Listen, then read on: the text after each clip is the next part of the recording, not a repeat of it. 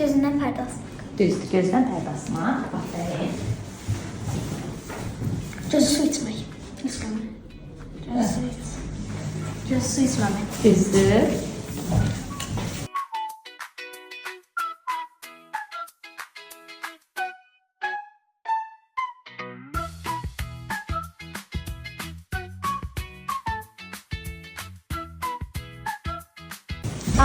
Ağzı açmaq qalmaq. Xeyr. Ağız açmaq. Bəli, kiməsə ağız açmaq. Aferin. Dildən dilə düşmək. Aferin, süpersən. Gözü yol çəkmək. Süpersən. Başında tut əkmək. Aferin. Ürək əsmək. Bəli, aferin, süpersən. Tez biraz. Gözünə çıxmaq. Xeyr. Gözdən düşmək. Xeyr. Gözünə çıxmaq. Xeyr.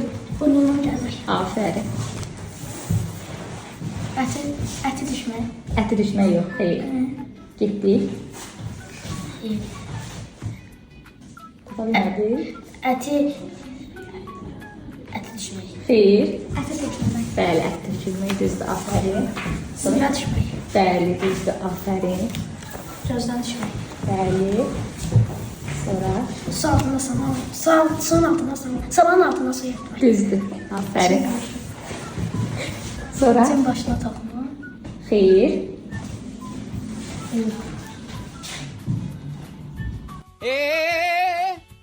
Cin bilmək.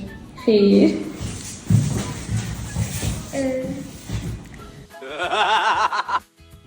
Pisləmək. Xeyr.